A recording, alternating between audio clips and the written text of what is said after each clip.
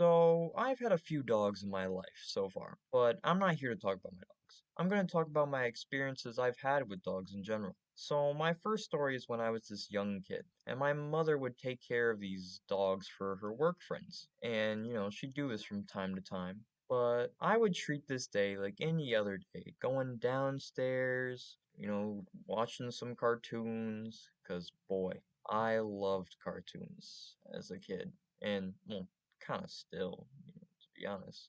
But we're not talking about cartoons today, okay? We're talking about dogs. So I would be watching my cartoons, and this dog called Riley, and yes, because they're a dog, I'm not gonna change their name. That's just silly. So Riley was this like red, tall, curly-haired dog, and this dog would see me having a good old time on the floor watching TV, would walk right on over to me, look down at me, seeing me having the best time of my life, and decide right then at my happiest to just sit on my head. And I was this weak little kid and couldn't do anything about it. So, how did I get out of this death trap made by this dog? Well, my mom kind of walked in and she kind of got the dog off me so I wouldn't suffocate having my face pushed into a rug by a dog's butt holding me down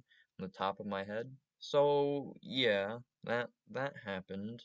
Well, the next story is also about young me with, another big dog, and it was also a work friend's dog. But this time we weren't at my house. We were at their house. This was a big golden retriever who was called Moose. And no, this dog did not sit on my head. This dog would put the top of my head into its mouth like it was a dog toy. And boy, as a kid, it was scary having a dog chew on your head, because to me, this was super scary and a traumatizing experience. But honestly, the dog was not biting down that hard on my head. If I just calmed down and told him to stop, he probably would have just left me alone and not do that. But instead, I flailed about on the floor, freaking out that this dog was biting my head. And this time, either my mom or the dog's owner would tell Moose to get off, but honestly, it happened so many times. They probably just felt sorry for me and ashamed probably for me. So, I had four dogs that were our pets. Originally this video was gonna be about them, but after writing the script, I kind of realized most of the stories I could come up with were kind of sad.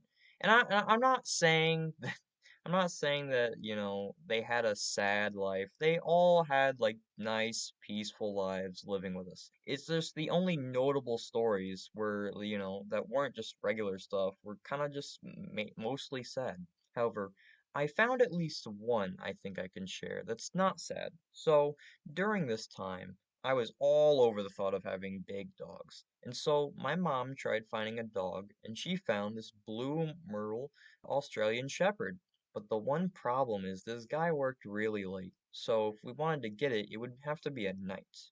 And the guy selling this dog also lived quite far away, so the seller thought that we should both go halfway.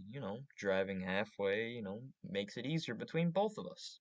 Well, let this sink in here. So, this guy wanted us to, go to a gas station and let's take this for a thought.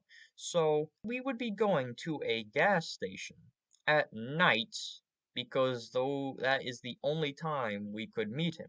So yeah, of course, my mom was obviously skeptical, because what else are you gonna do in that situation? But me, a simple kid, thought, this isn't weird at all, makes complete sense, we're just going to a dark gas station at night. Why would I be suspicious about this? Um, of course. So, nothing really happened though.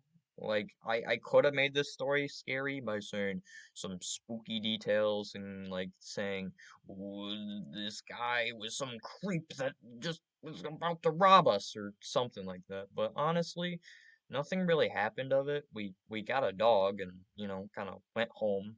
I named him Blue. He's still living with us, but, of course.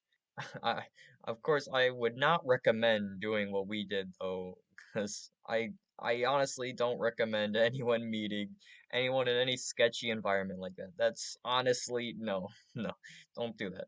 Now, like honestly, now that I know stuff like that, it's like I'm not gonna do that myself. I don't know why my mom did. It's it's kind of weird. Why would we go to this sketchy place just for the dog?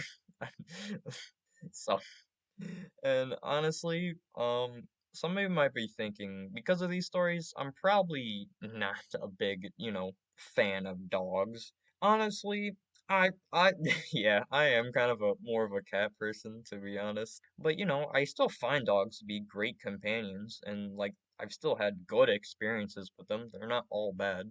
It just so happens that, the only interesting stories I've had with them where, either me having my head bitten or me getting my face smushed into the rug or, going to sketchy, scary locations to get a dog.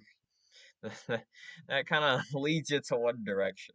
But I hope I hope you guys all have had great experiences with your dogs, If you have dogs, I don't know, why don't you give them a little pat on the head, say good job, have a nice life with dogs. And even if you don't have dogs, well, they're you probably have great animals too. I don't know, maybe I'll have a different video about other animals. I don't know.